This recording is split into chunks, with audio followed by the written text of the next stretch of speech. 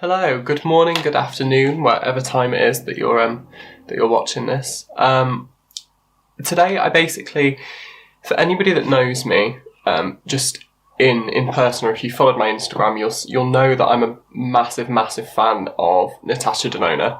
I've spoken to Natasha a couple of times over Instagram. She's been the sweetest woman to me, reposting a couple of my looks every now and then. But out of all of the eyeshadow formulas that I've tried, and I feel like I've tried quite a few, and I think eyeshadow specifically is the one thing that I really have kind of a grip on, just in terms of what formulas I really enjoy, what kind of colours, stories I really enjoy, and kind of the kind of tones, textures, and just feels of an eyeshadow palette that I tend to reach for. So I thought it'd be really fun just as a quick kind of just a quick chatty video really, just to run down kind of my favourite palettes in my collection and do kind of like a ranking of them.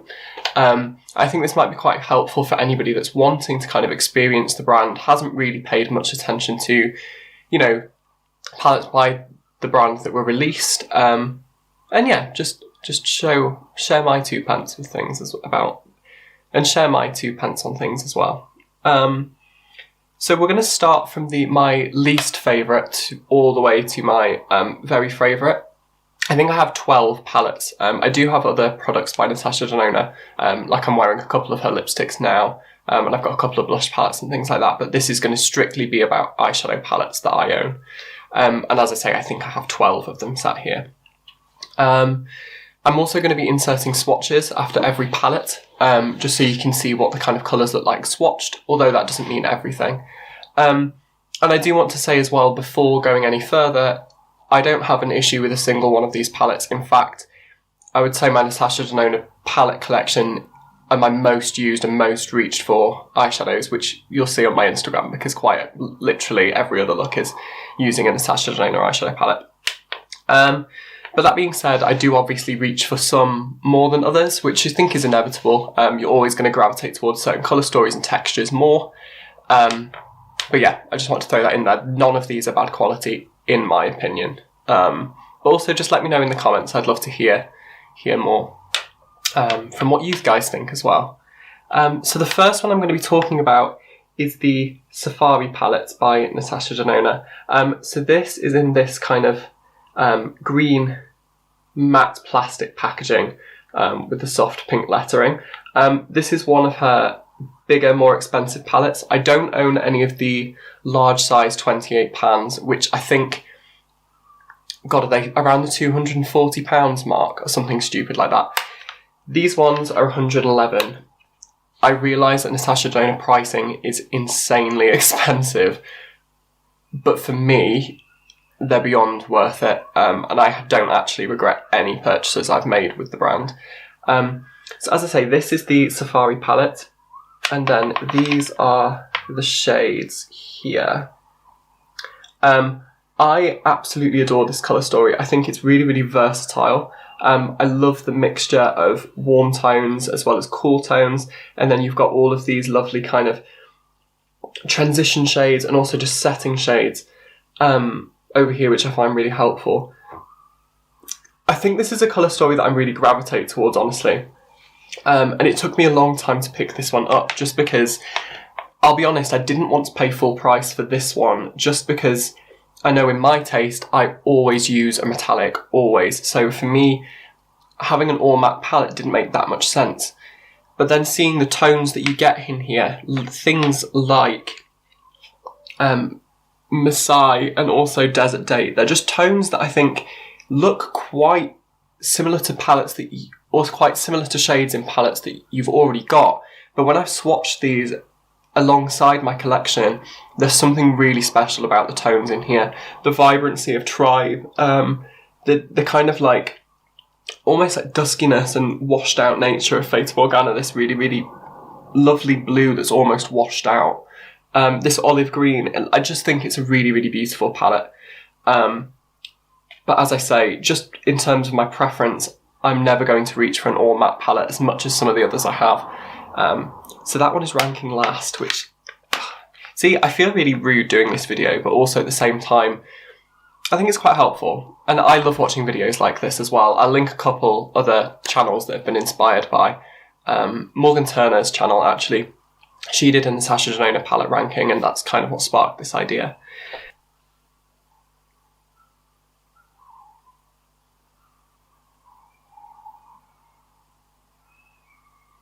So the next palette I have is a smaller 5-pan palette. So this is the Eyeshadow Palette 5, which is the collection of them, and then this is number 09. So it's full of just these cool tone, beautiful silver shades. These are beautiful. In fact, this silver here, aluminium, is probably one of the best silvers I've ever come across in my entire existence. It really, really is phenomenal.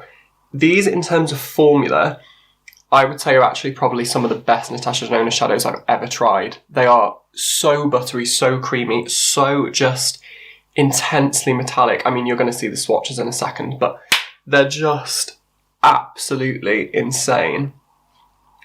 And I've never found an eyeshadow formula like these in Natasha Denona, but the reason this is ranking so low is just because it's not the most versatile of palettes.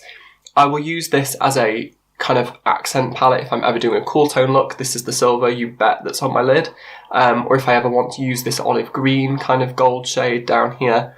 It's just a really nice palette to have, but it's not something I'm going to use every day.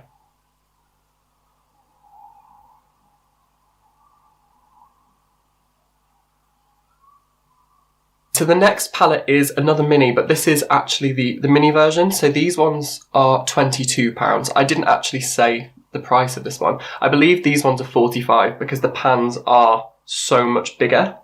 So you're getting a lot more product in here, but for me the minis are a really good way to try out the formula.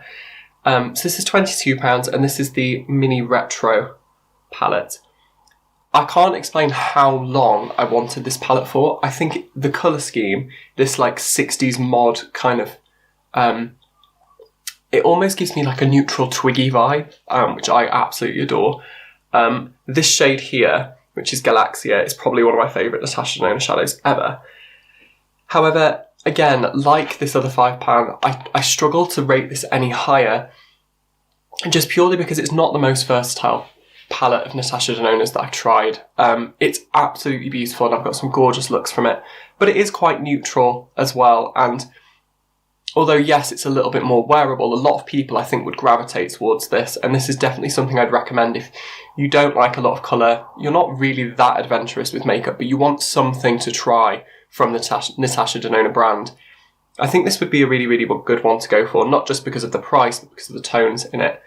The one thing I will say about this is this shade here, which is 60s, looks like this beautiful khaki olive green in the pan, but when you swatch it, and you'll see in the swatches hopefully, and you use it on the eye, it does turn into more of a kind of pale grey, which isn't an issue. I wish it would have stayed this kind of like really, really lovely green shade. But yeah, so that one comes next.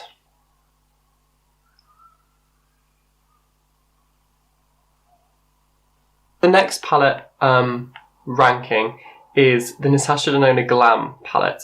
So these kind of midi-sized palettes are actually, I think, the best value for money you're going to get from Natasha Denona. These ones retail for £60, I believe. It's either 60 or 65. I'm sure it's 60 though. So this is the Glam palette. This is one of her later releases. So in terms of these midi sizes, it's actually the latest one she's released. And actually, it took me a long time to buy this one, and that's what she looks like. Just because of the tones in here. I love a cool tone look, I really do. However, the amount I reach for a palette to create a cool tone look is very minimal in comparison to something with colour or to something a little bit more warm leaning. And so this one isn't something I instantly gravitated towards.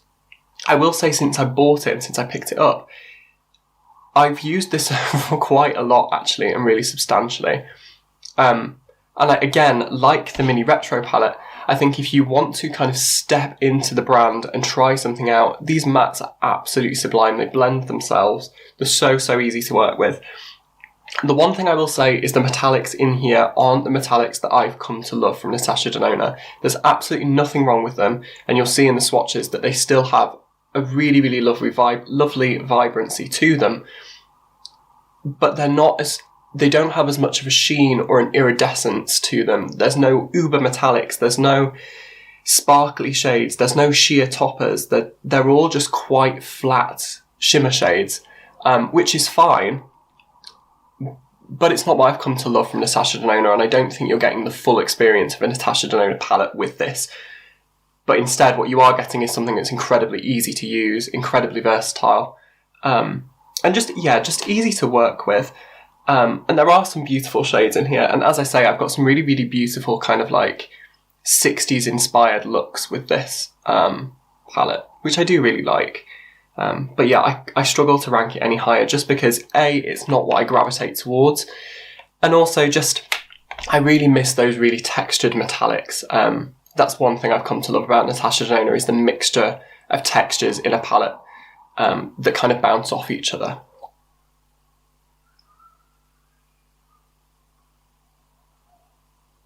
The next palette I'm going to show is actually what I'm wearing on my eyes today, and this is the Bronze palette. This is kind of like the antithesis of the Glam palette, so where you've got that, not quite, but you've got that cool-toned, grey, smoky kind of palette that's really easy to use. In here you've got the much warmer version, and it looks like that. This I use a lot. Not just for everyday looks, but for glam looks like this. I mean, I only used a couple of shades on my eyes today, and I really like this look. It was quick, easy. And the one thing I adore about this, not just because it's more warm-toned, and I do think it's more varied, I think I've got a little bit more room to play because I've got this really, really beautiful, deepened kind of burgundy red shade. Then I've got Bliss down here, which is almost this like peach with a slightly green flip. And then I've also got the cooler tones up here to play with. But as well as that, it's the textures in here that really does it for me. I've got those beautiful, beautiful creamy powder mattes like in the Glam palette and all of the other palettes. But as well, I'm getting shimmers like in the Glam palette, but I'm also getting these uber foiled metallics down here in True Bronze Silk and also True Copper.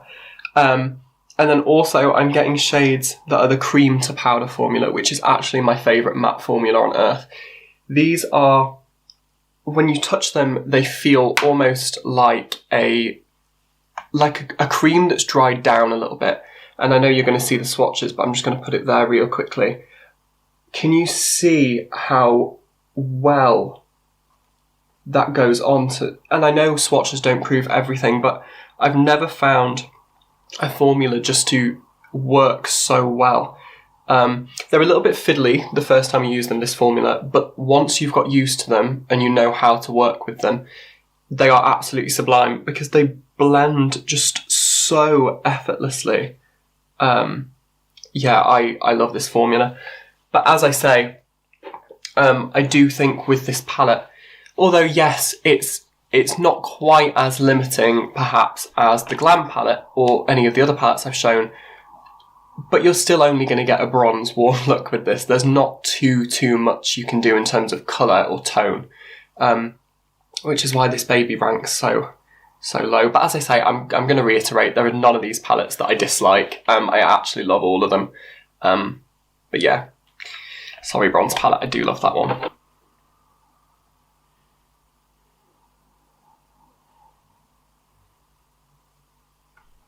The next palette, which is actually really surprising, because this is a mini, but this is the mini Tropic palette. Although yes, this is a mini, yes, this is not the most versatile palette, I'm going to be completely honest. There are only certain things you can do with it. However, this colour story is just phenomenal. Like, the amount of looks I've got with this palette is just insane. Like, yes, they're all going to be in the same colour family, but I think because of the tones she's chosen and the formulas, you can do so much with it. So in here you get two mattes, two kind of like shimmer slight metallics, and then you also get this one here, which is kind of that really intense foiled metallic. I think these swatch really, really well, apart from, sorry, I've broke the packaging on this, apart from this blue, which is Tiger Lily, maybe? This blue is almost like a cream. It doesn't pick up very well, but once you get it on your eyes, it is absolutely beautiful. But yeah, this one ranks so high, not because of versatility, but just because of the colours and the way they perform. And this matte blue is probably the best matte blue I've ever used. And so I've got a lot of use out of this. Hence you can tell, because I've actually broken the packaging. I've used it that much and I've travelled with it that much. So yeah, I love, love, love the mini Tropic.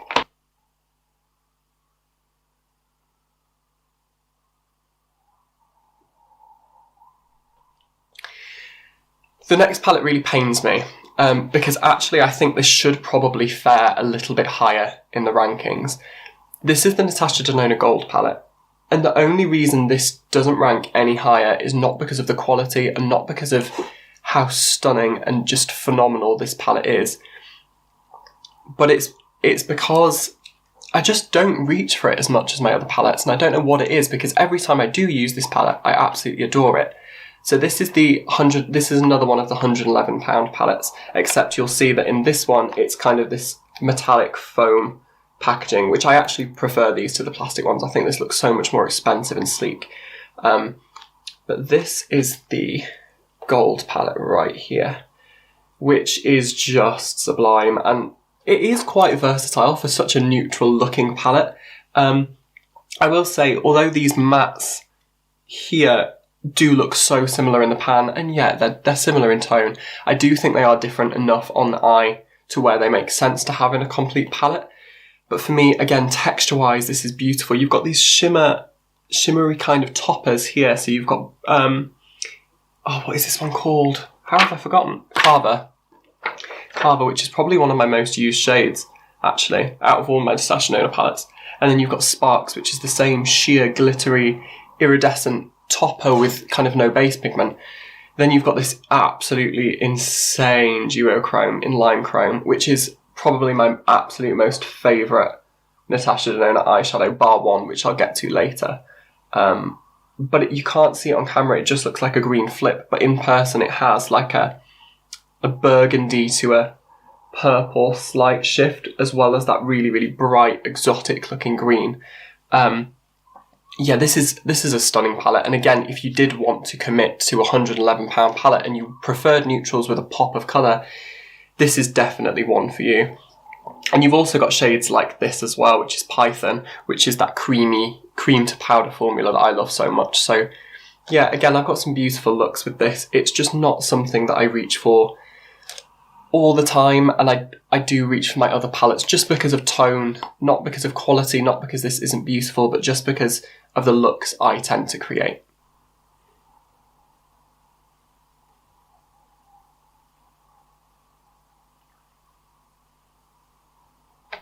The next palette is actually Natasha Denona's latest release, and it's the one that I've pretty much just picked up, which is partly the reason why it's faring at this point in the ranking, just because I've not had time to play with it as much as my other palettes. But this is the Circo Loco palette. We've been asking, or I say we, as in a lot of people who really, really enjoy Natasha Denona products, we've been asking for a really colourful product and really colourful palette for so long now, and she delivered it in Circo Loco. This is one of the most beautiful, beautiful colour schemes and palettes I've ever seen. I actually think this is a lot more easy to use than you think when you initially look at it, because this is a pretty jumbled up colour scheme, I'll be honest. But actually that makes me want to pair colours together that I normally never would.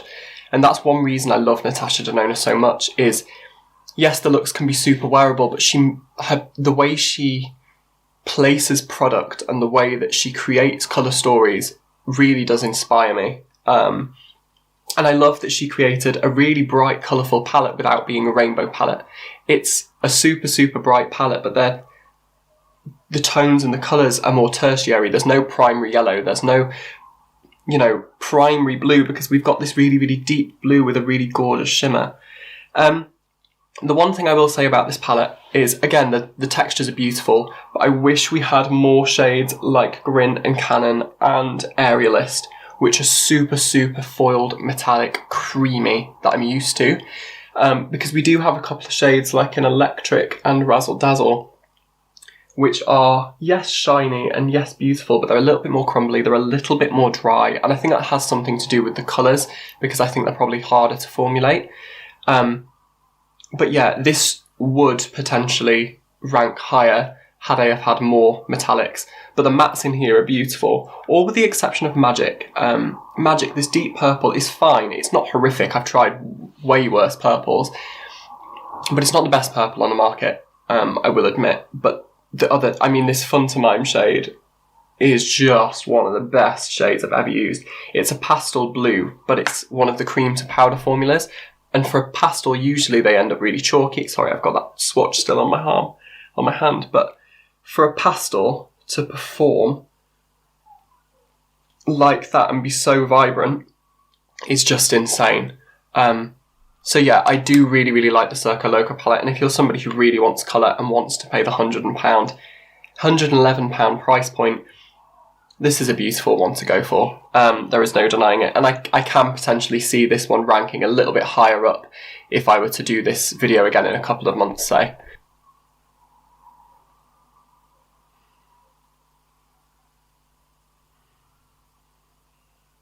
So we're getting into the top 4 now. The next palette, if we were going to go on how many times I've used it and how many looks that I think I've posted with or anything like that, I think this would sit top.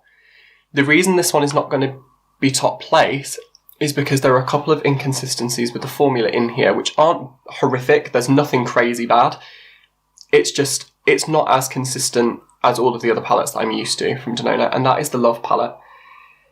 God, this, I think this was the second £65 palette she released, or £60 palette, sorry.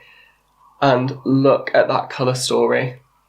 See, even in colour story, like, this is so different for Denona, and I don't own the Lila palette, and the reason I don't own the Lila palette is because I bought this first and I realised I don't need that kind of purple colour story.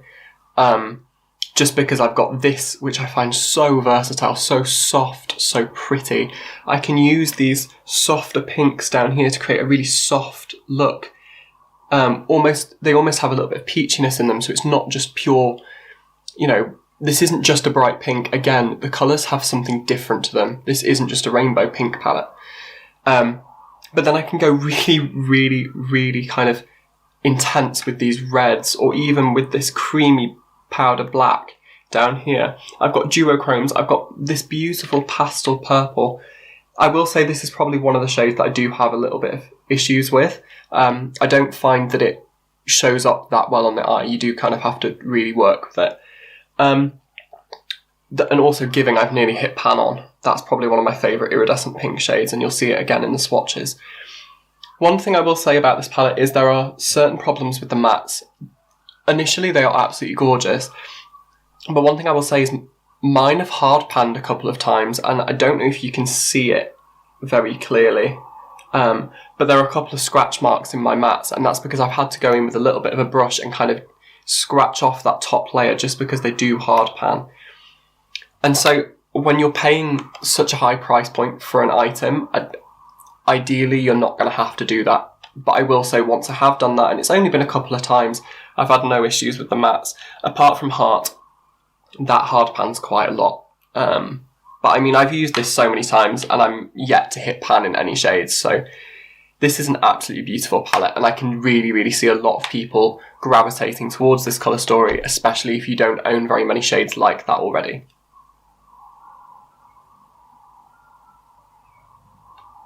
Third place. This palette very, very nearly came top. And the reason it didn't is A, because it's not been one that I've had for too long. In fact, other than Circo Loco, this is the palette I bought before that. So it's my kind of second latest palette. But also just because, yeah, I've just reached for a couple of other palettes more. And I do think this colour story, although I think it's absolutely sublime, I think a lot of people might be put off with it and be like, what the hell do I do with it? And that is the Natasha Denona Trio Chrome palette. this palette is probably one of the most sublimely curated palettes. I don't know if you can also see there, but the palette does shift colour. It shifts from a blue to a purple to a bright fuchsia pink. Oh, it's stunning. But these are the shades inside, and I'm sure a lot of you have already seen this before, but differently to a lot of Natasha Denona palettes, this is definitely split into 3 colour stories. You have this kind of green khaki row, this purple row, and then also this kind of more neutral mustardy peachy row down here. The one thing that's really special about this palette is there are no shimmers, no metallics, no foils. What you get are these kind of mattes down the side of the palette, and then in the heart of the palette you get 3 different multi-chrome shadows. A lot of you already know this, but a multi-chrome shadow is a shadow that flips between 3 or more colours. These are called Duochromes, so they do flip to 3. So for example, Scarab is it looks really, really gold on camera, but actually I see a really, really bright, intense emerald green, which does flip to a bronze, to a gold, and then there's a little bit of blue in there right at the end as well. Then you've got Kinetic, which is, I'll be honest, the least shifty of all of them, and actually I don't use this one all that much except as a liner or maybe to buff into other shades, which is, and this is Kinetic, and it's like a lavender purple with a grey shift, and then there is a little bit of a fuchsia pink in there as well. And then you've also got Colour Flip, which is very, very similar to the Pat McGrath shade in the Divine Rose 2 palette. And it's this bright kind of pink fuchsia that flips to a green. I don't think you can see that, but I'm going to try and pick it up in the swatches. I just love the tones in here. I love these deep greens, and then also this shade up here. I don't know anything like this, and I've used this palette so much. Yeah, I think this is absolutely beautiful. Again, it's £111. It's a lot of money to pay, but for me it's been so worth it. So yeah, I love the Duochrome palette.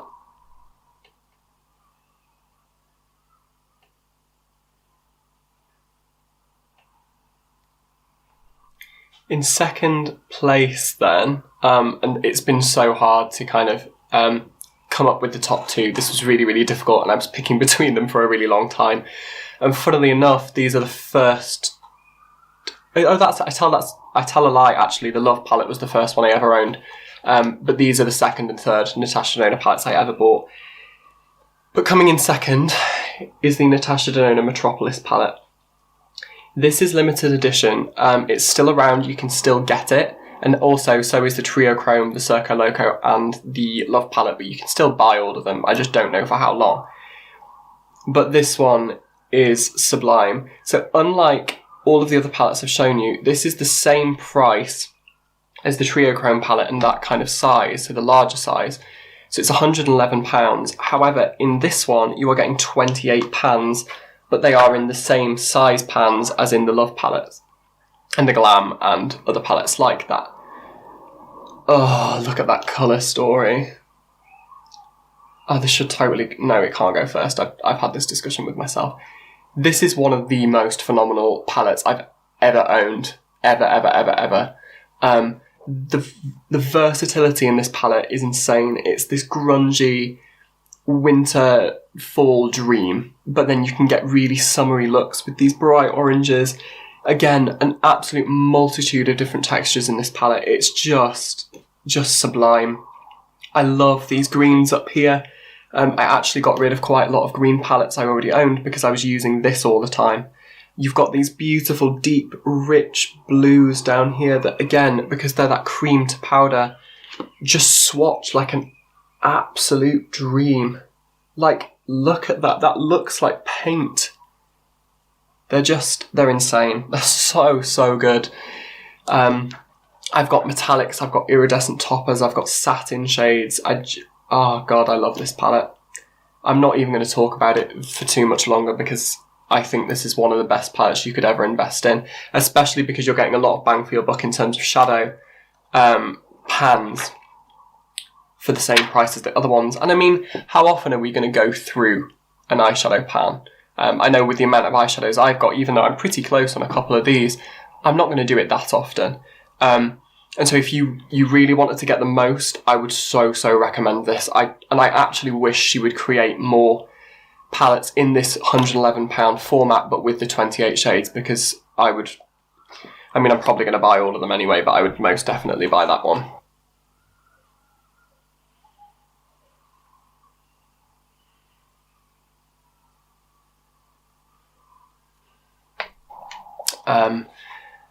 And then the top palette, which is the third palette I ever owned, and it was a gift. This is the Sunrise palette.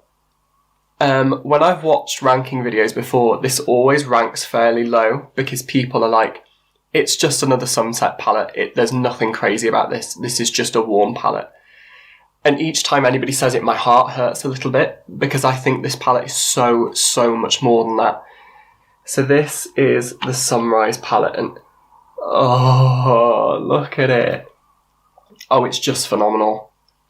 The amount of everyday looks when I'm going out, when I'm just going to work or whatever that I've got with this, the amount of colourful, really bright, vibrant looks I've got with this, using different tones.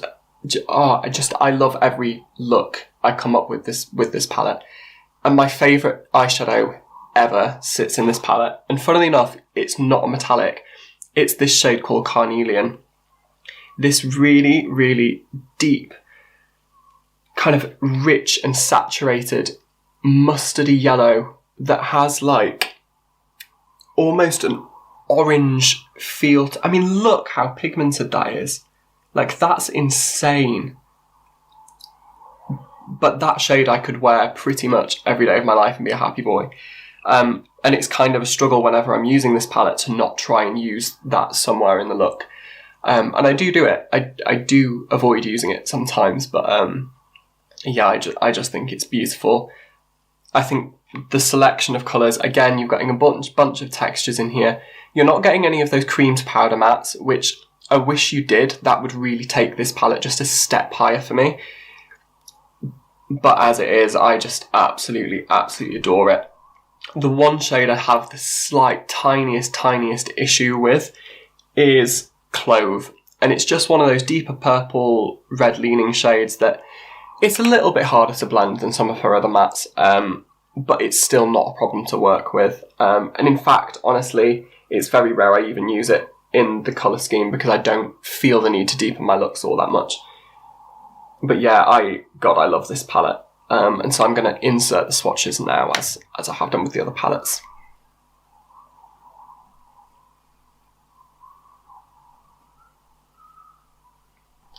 So I've just finished swatches, so like my my arms are absolutely red raw. I just want to quickly say that the swatches I've managed to catch on camera don't look anywhere near what I can see in person, and that's just kind of the trickiness with camera footage.